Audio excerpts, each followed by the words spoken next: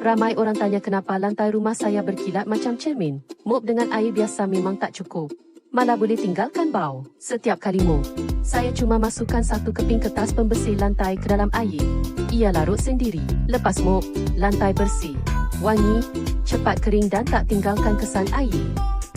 Sesuai untuk lantai jubin dan lantai kayu. Malah boleh melindungi permukaan kayu.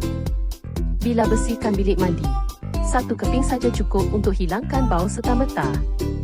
Ini barang wajib ada di setiap rumah, terutama kalau ada anak kecil atau haiwan peliharaan sebab jalan beberapa langkah saja, tapak kasut dah kotor.